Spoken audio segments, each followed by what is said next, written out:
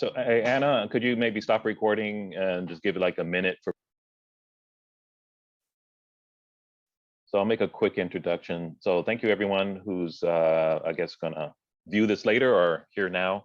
This is our monthly meeting of the Visitation Valley Community Unity Group. We meet regularly, but we have an open meeting the third Thursday of the month to invite community members in to get updates, hear from our supervisor's office and other news of note the neighborhood. So hopefully you can join us each third Thursday. And if not, those of you who are viewing this later, just make sure you send us your email and we'll send you the link as we get it.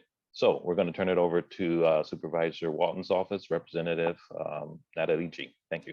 Thank you, Russell. Good morning, everyone. Glad to be here today. So quick updates from our office. We have the budget update. As you know, we were able to pass the budget that basically maintained critical funding for vulnerable populations. We secured funding for the Office of Reparations. We carved out resources to provide increased support for the PI community, secure funding for 4 recovery hubs, which 2 are in District 10. We maintain funding for the District 10 safety plan. We restored cuts from just the draconian MOHCD cuts. We restored funding to combat domestic violence, protect vital child care and homelessness resources. And so it was definitely a team effort to make this happen between all the different offices and the budget committee.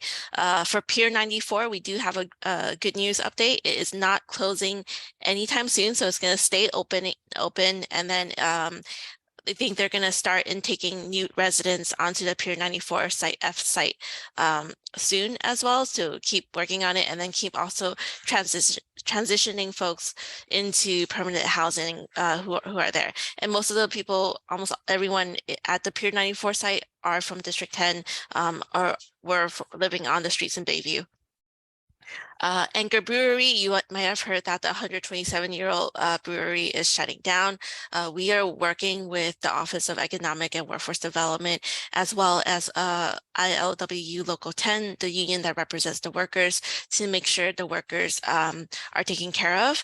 We are also we've heard from the management that there's approximately 24 investors and individuals that have expressed interest in buying some or all parts of Anchor Brewing. So our office is, we hope that the legacy of Anchor Brewing continues because it is such like a long legacy of SF.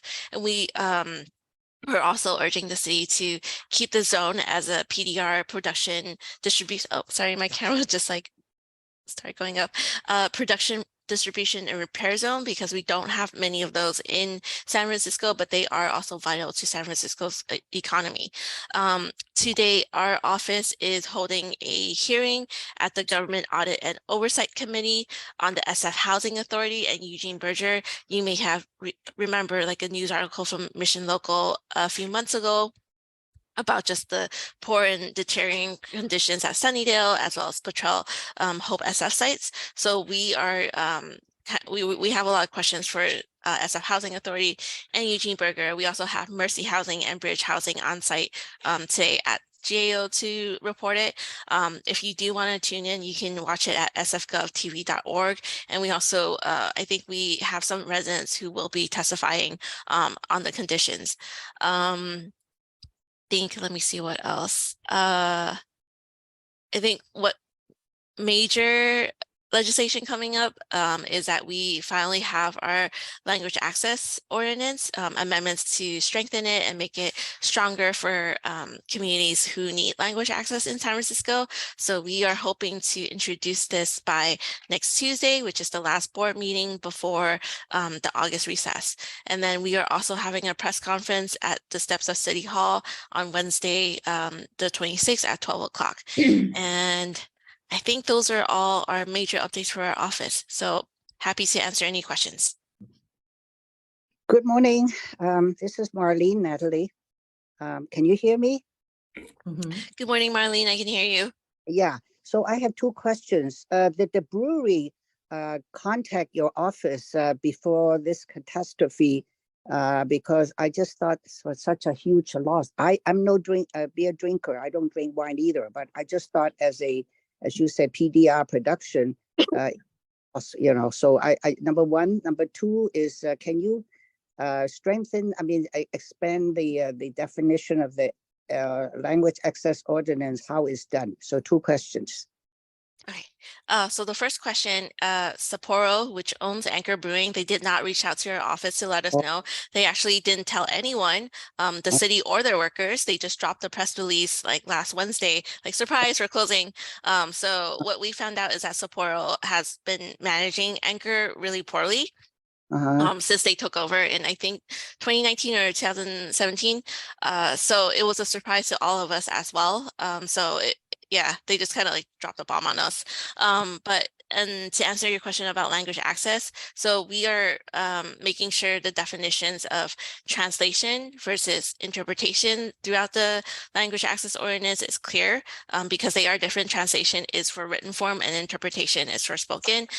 We are making sure that OSEA has more power to enforce different departments to comply with LAO. Right now, I think like it's hard to push departments to be like, hey, you're in violation of the language access, you know, please comply. Like departments, the department heads may not listen. So we have language in there that gives OSEA more power to help enforce that, and also help the different departments to comply with language access. Because like we don't want to see the departments fail at language access. We want them to actually do well on it. We are also implementing some reporting measures where that if there are complaints on certain departments, that they are published every quarter to the Immigrant Rights Commission as well as to the Board of Supervisors, so that we kind of get a sense of like who's in compliance and who's not in compliance. We are also incorporating, since the last amendment to LAO, social media has been a really big thing that has happened. So we're incorporating language on social media. If city departments put out messages or announcements, that they should do it in the required languages, like on Instagram, Facebook, or Twitter, and to make sure that that is also written in there. There's a pretty long list of the amendments that we're doing, and I don't have everything on top of my head for it, but that's the gist of it. This sounds great, but I also want to know whether this, strengthening will extend all the way to newsletters. As you know, it's a problem for, for example, District 9, they need Spanish. At our district, we need Chinese at least. Hopefully, some of those can be translated in different language. I mean, in newsletters. That's so important. And the other thing is, how can this information be used in WeChat? I don't understand the connection. I think it just depends on which department uses it. To answer your questions about newsletter, it's really dependent on each office. And so the Board of Supervisors, we don't have a like actual person who can translate newsletters for us. It's dependent on the staff who work in the offices. And a lot of times, like even for me, like when we do our newsletters, like I don't have the capacity to translate it all in Chinese because I have a lot of other work. We have been asking the clerk's office to see if they can have like someone in the clerk's office or hire someone or like a team that can strictly do interpretation and translation for us to help us. And I know like not every office has people who can speak bilingual in different languages. So it really just depends on the different offices. And then same with WhatsApp.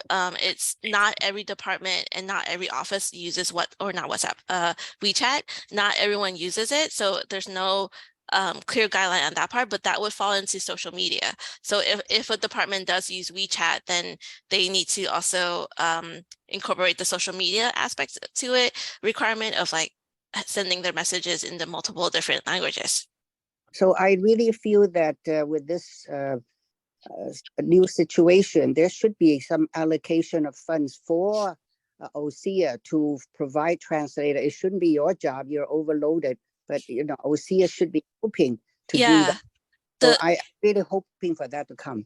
Yeah, I think the unfortunate matter is that OSEA is also underfunded and understaffed. They are working with 55 other departments, not just our department, on interpretation. So it's like their resources are spread thin. I think the best way, like we can push out the language access, but we need community advocates like you to push the mayor to allocate in her budget language access resources, right? Like there's only so much we can do as a board of supervisors like this last budget cycle, we were fighting to save different things. Like the mayor has the most power to allocate different resources. And so, you know, like when it comes to budget year for next year, we need all of our community advocates, including you, to like go to the mayor and advocate like, hey, we need more language access resources, because that will be helpful for us to make sure that all of our other departments are in compliance with the LAO. Okay, but that's definitely, this should be a main focus. What's the point of Yeah. sending emails that most of people don't have access to? I don't know what's going on. I mean, the whole thing doesn't, you know, is no communication, you know, so that's why they can't do anything. I mean, the residents can't do anything because they don't know what's going on. So Yeah. I really feel that should be a main feature of this strengthening process to, you know, to increase the communication in newsletters as well through Yeah. language. Okay, thank you. Thank you for that. And I do want to say that sometimes we do share a lot of this with the Chinese press and the Spanish press. So we do rely on media, which is a lot of a format that where people get their news from, to be able to translate our materials and our updates like into the respective language. Yeah, but that's not direct. Yeah, yeah. Thank you. Okay. Hey, Natalie, Rex here. Correct. Hey, thank you so much for. I'm glad that your office is involved with that Anchor Steam fiasco. You know, unlike Marlene, I am a beer drinker. I think I might. Well, maybe there might be another one that's a beer drinker here on this call, but you know, it is a San Francisco institution, and the steam beer process is really unique to San Francisco, that brewery. You know, it has been here for a very, very long time. So I do hope that you guys can find a viable buyer for that, who actually cares, and hopefully, you know, these folks that are interested in that have San Francisco roots, and OEWD can come up with some kind of innovative ways to keep them on board out there. But yeah, I do understand that that is a PDR, but you know, I did know that Sapporo Brands, they're one of the largest in the world. They did try to shop that out there a couple of years ago, and they didn't have a taker. I'm somewhat aware of what's going on, talking to some of the folks out, you know, the employees with Anchor Steam, that things weren't going as well as, you know, they thought it would have with the bigger brands. But please save it. You know, it's it is, as you mentioned, it's one of the oldest breweries, if not it is the oldest brewery now in the West Coast, I believe. So hopefully you can work with OEWD with that and give them some creative financing and tax stuff. But then they do have a lot of land, so if that needs to take place, you know, to make it make sense financially. PDR is very important, but they have a land that just used for storage, pallets, and things like that. So please consider that. Yeah, definitely. We're also honoring the anchor workers next Tuesday at the board meeting, and just like the work that they've done at the brewery. But the main reason why we want to preserve PDR space is that like we do need more production space in SF, because they're really limited and they're mostly concentrated in District 10. I know we also need housing too, but like District 10, we've been building a lot of new housing. You know, we have the power station, we have India Basin, a lot of projects on the pipeline, and we also need other districts to like step up their housing production, you know, while we are able to like preserve the production space here. But yeah, thank you for that question. Thank you. Yeah, thank you, Natalie. Just wanted to follow up on I think Marlene asked a question last week or last month about the MTA bus routes or bus stops and how that might impact some parking spaces. Do you have any updates on that? Yes, thank you for that. So we did meet with MTA about just like the what they're doing to convert into flag stops. What it is that like they're trying to make more visibility room for seniors and elders to be able to get onto different bus stops. They have it's spread throughout the city, where there's some areas like instead of like parking or the bus parking in front of a parked car and then having riders like navigate through that. It's like a bit more clearer space. But I know that is a concern that like it's going to remove like some parking spaces. They haven't gotten back to me on like the specifics for D10. I think D10, they're not priorities. They're not, it's not, so D10 is not like first in line to get converted. I think there's other districts that are getting converted first before it gets to D10. Okay, thank you. I think that's helpful. Just, yeah, keeping us in the loop. I think some places it might make sense, other places it might be hopefully a way to negotiate around it. 'Cause that is a lot of parking spaces, and you know, the buses come every so often, but cars are parked there all day. So hopefully we can get a little bit more support on that. I think Rex, do you want to mention, or if there's any other questions or updates? I know Rex has an update or announcement of the National Night Out. Is that this month? Yes.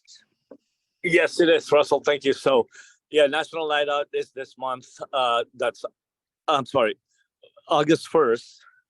It's National Night Out.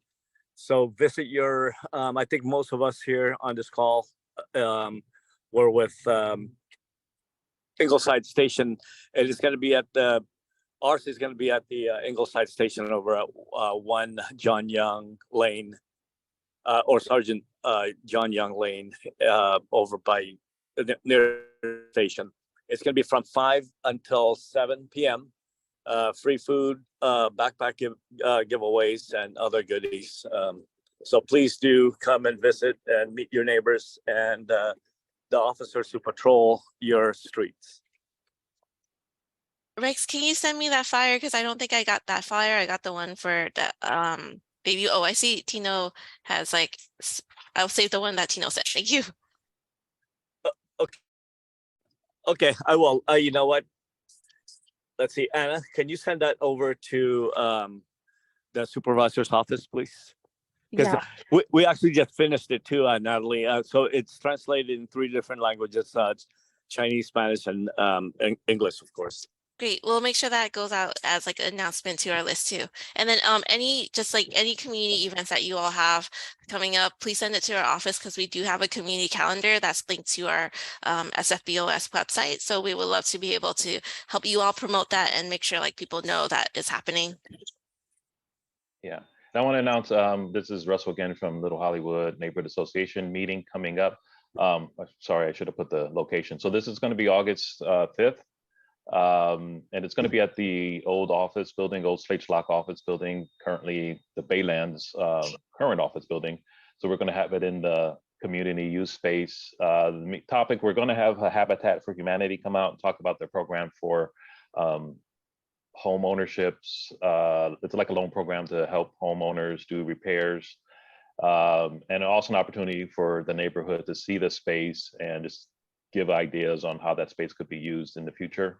So it's an opportunity to get some updates, see the space, and meet in real time. So I can give anyone any more information on that if they want to hear it. And thank you. Okay.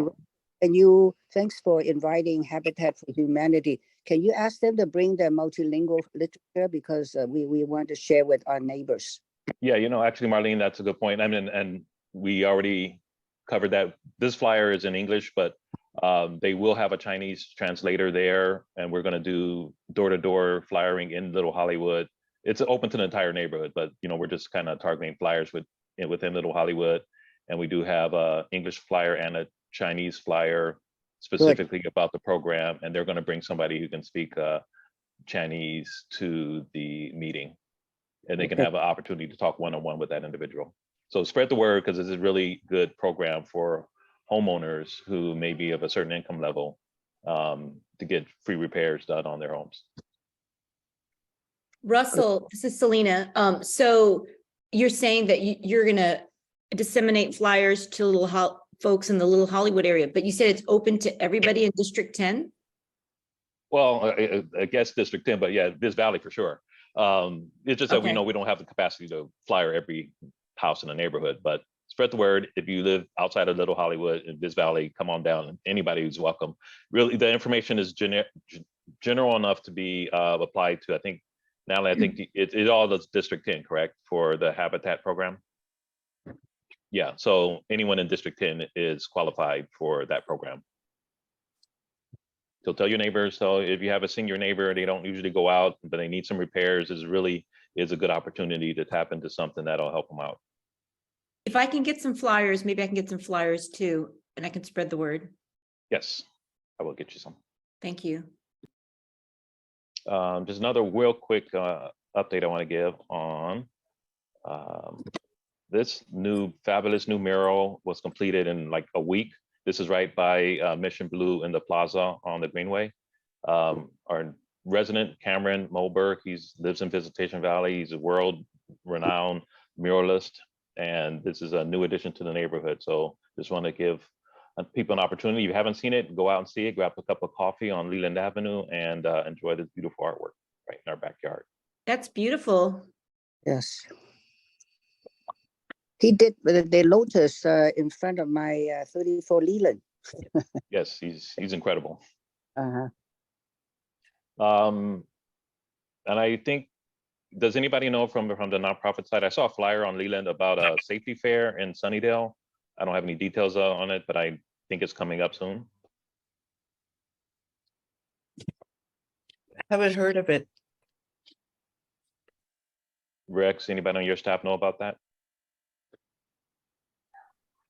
Hey Russell, is this for the health I'm fair sorry. on next week, the 29th? Yeah, health and safety, is that what it's called?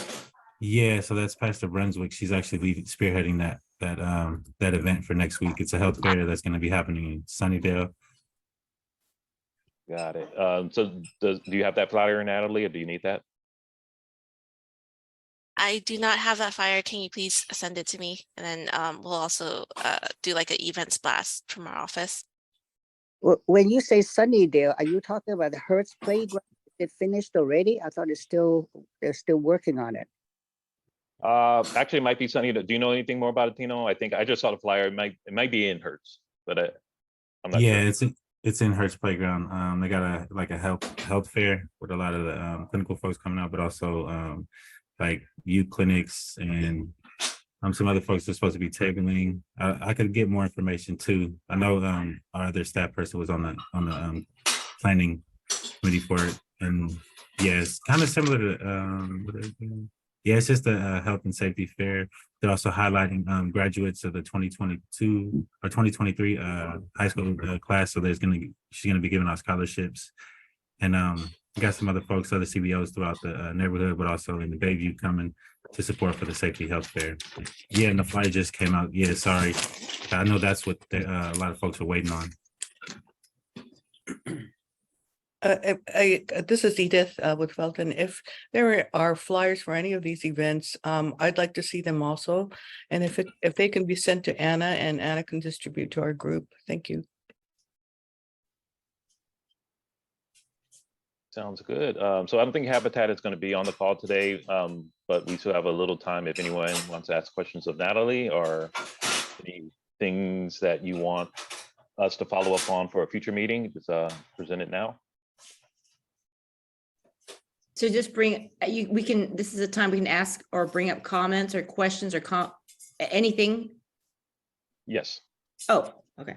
I'm sorry, because I was late, and I'm not here every month. So I'm sorry, I'm not familiar with your protocols or your format.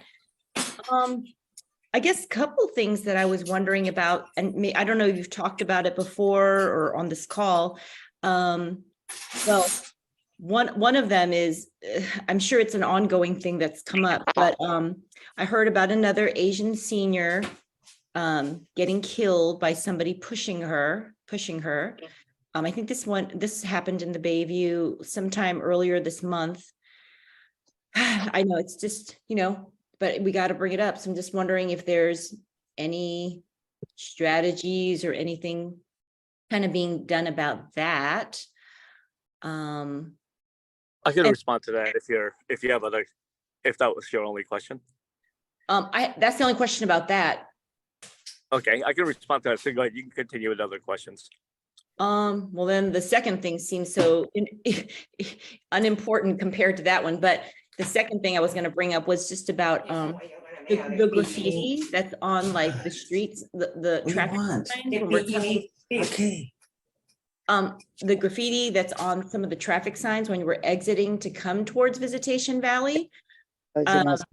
It's just, it's hard to see. And if we're talking about just being inviting and welcoming and giving a good image, that just does not look good.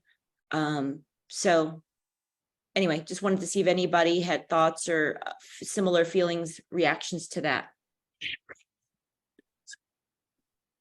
Yeah, All Rex, right, you can ask. so this is I'll talk about the graffiti part when you get done, Rex. okay.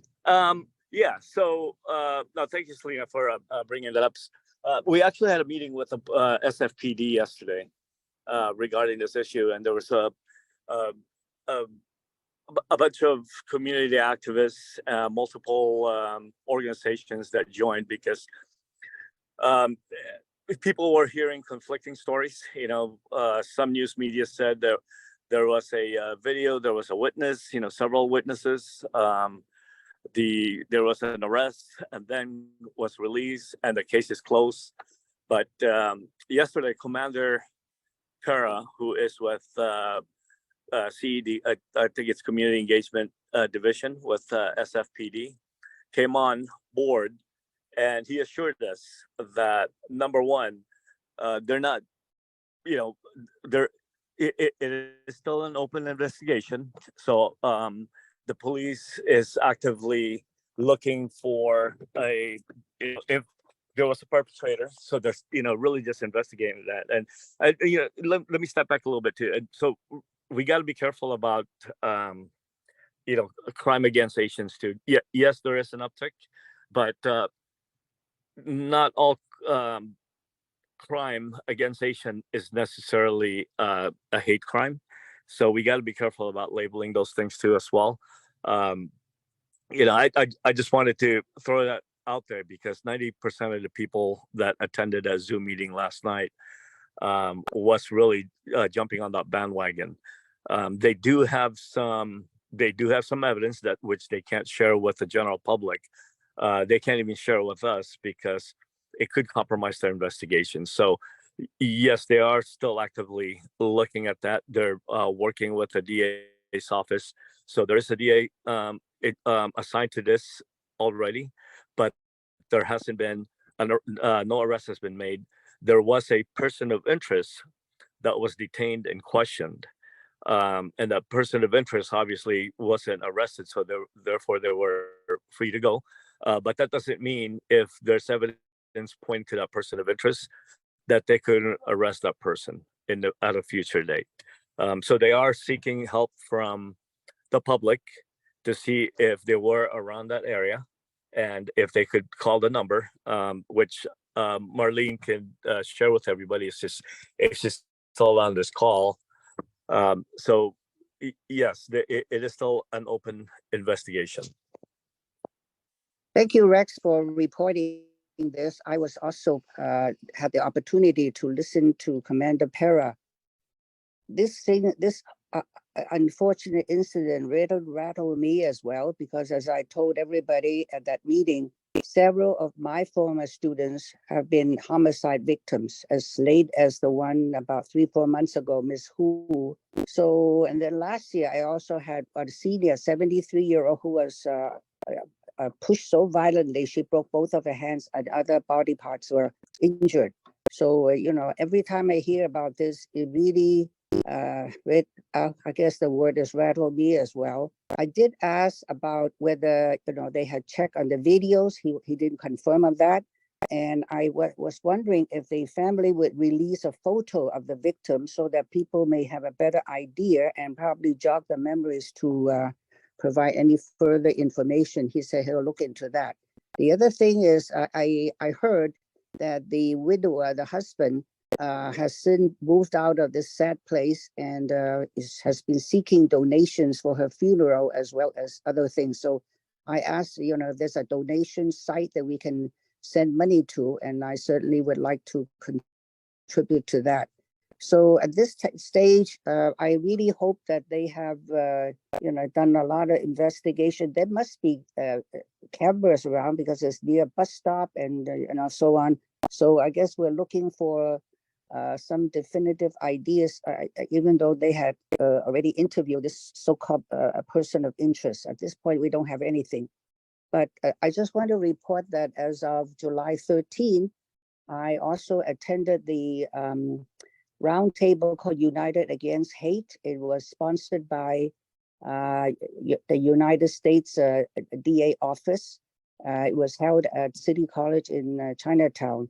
So all of us, at least I did, I brought in lots of materials from my 30-something years. I was trying to pick on some with photos and audio tape of some of these victims. It really breaks my heart to see that these crimes, while they become more visible and bring in a greater awareness to more people, because when I used to tell people, they thought I made it up. How could it be? Because it didn't happen to them. It sort of mostly focused on these immigrants. They didn't speak the language because there are so many different reasons. I listed the whole thing and read it to them. So I'm glad that there's a connection. I'm hoping that the United States District Attorney will, have some way of, changing the law. So I really want to see the definition of hate crime to be very clear, because at this point, it seems to be a very challenging thing to prove it if you don't speak the language and so on. So I because of having to work with so many victims throughout the years, I really am very focused on trying to get, the different departments to really reduce this atrocity, I call it. So that's my report. Thank you. By the way, the number that for some reason, Commander Parra didn't bring that, even though he was soliciting for eyewitness or anybody who can. So the number, as you probably know, and I walk around with a pile of cards, but I have the poster, 415-558-5588. Okay, thank you.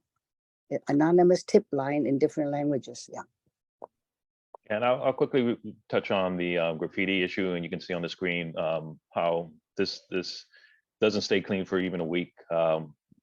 Trans will come out and clean it up, and it's a week later. Gina Tobar, you probably know her, most of us in the neighborhood, she's been on this, like just on fire on this issue. I'm sure Natalie, you've probably gotten calls from her about this. But it's a Caltrans issue, it's a state issue. The situation kind of comes down to that this sign, you can literally walk right onto the sign from San Bruno Avenue. It's not at grade, it is at grade. There's no real barrier to walk on here. Caltrans is installing a fence currently along San Bruno Avenue, a new metal fence. But I think at some point they remove the catwalk from this area.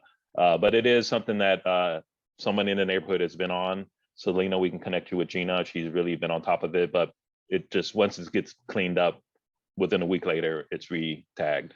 So hopefully when they get the new fence up and remove the catwalk, it'll be resolved in the long term. By the way, is there any kind of cover of paint that they can put over so that they won't, the graffiti won't hold on to it? Nothing, huh? Natalie, I can respond to this. Not that I know of, because we've reached out to Caltrans multiple times, and we've been working with Gina on this too. I think the best bet, we've also involved Assembly Member Haney's office on this too, because it is a state issue. I would also encourage you all to file the reports at the link that I sent on Caltrans, but also email Assembly Member Haney's office, and I'm going to try to find their general email on this issue, so that we can just put more pressure on Caltrans to get it fixed. Okay, thank you. Thank you. Okay. So any other questions? We do always have a hard stop at 10 o'clock. So we have about 8 or 9 minutes. But if there's no other questions or comments. My last comment about the topics, just wanted to say thank you everybody for all your information and resources. Going back to the violence against seniors, Asian seniors, anybody, and I don't think in this call I called it a hate crime, although I still don't understand why it's not. But however, in any case, I think addressing the problem that comes at different approaches, right? You have the law enforcement, you have community building, you have safety education. So I know we're talking a little bit about sort of what law enforcement's doing. I'm wondering, is there any other kind of community building and or safety information. And I'm saying seniors, Asian seniors, whatever you want to call it, hate crime, whatever. But I mean, I feel like there's got to be some of that proactive, because we're just reacting, right? When we call in police, we're reacting to something that's already happened. I'm wondering if there's could be some proactive things that we can do, whether it's community building, whether it's safety education. And I know, yeah, so anyway, so I just May want I to, respond to that? You probably heard that our captain has been, Captain Derek Liu has been promoted to be commander, and he's going to be in charge of the Tenderloin as well as the Mission District. So I suggested that, you know, he can do some PR, not only that, but to provide more and to work with SAFE, Project SAFE, to provide more crime prevention and intervention. In the case of the 73-year-old former student whose arms are broken, I mean, hands were broken, I suggested that Commander, she told me they have never had any contact with the police to get any kind of information. So when things happen, it just happened. So I just feel that, maybe the police can cover different areas at different times to give them that information. It has been extremely helpful. Years ago, when I had my ESL classes, I had Project SAFE in those days with David Chan and Mason Lee as well, to come to the classes at the beginning of each semester and talk to my student or teach them. And I learn a lot and they learn a lot. So within the 15 years we held our evening classes, we hardly had any problems. So that's very helpful to do that, prevention and intervention. Thanks. So Selena, this is Rex from APAC. That's actually something that that's part of what we do at our program, is to promote public safety to the community, specifically to senior Asians. But we're just, we're a really small wheel in this big cog. So there are other agencies, nonprofit organizations around the city that does that type of work. In fact, in the last couple of years, there was some large grants that was awarded to, I think 3 or 4, Natalie might know about this more than I do, to do specifically that type of work. I know CYC, they do a lot of work with victim services for specifically the vulnerable, mainly Asian community. So there's work that's being done, like that. But this is nothing new. A lot of folks have been victims, starting, in this country, starting from Native Americans, African Americans, Chinese Americans, all, various Asian communities have been targeted, including white folks. But VVCU, this is part of the reason why VVCU exists in Visitation Valley, because we are doing somewhat of a positive social experiment. I mean, as you can see, this is a diverse group of folks coming together in the Valley to really, because and these are community leaders at this table. We got to show the rest of the community that we can work together, we can get along together, and hopefully none of this other stuff, the reactive things that you're talking about, that, hopefully gets eliminated. And it's a great, I think it's a great start. And I know, our supervisor, Shaman Walton, has actually, with Natalie's help, has been supporting this organization. That's why we're able to get at least one staff to support VVCU, to do some coordination, because none of us could really do it ourselves with our regular jobs. So really, this is, we tried just about everything, right? And I get it. I understand your frustration. It continues to happen, no matter how much money we pour into this thing. And just, if right now the Asians are being targeted, but we're really, when it comes to hate crime in San Francisco, we are actually third. LGBTQ is a community. They're amongst the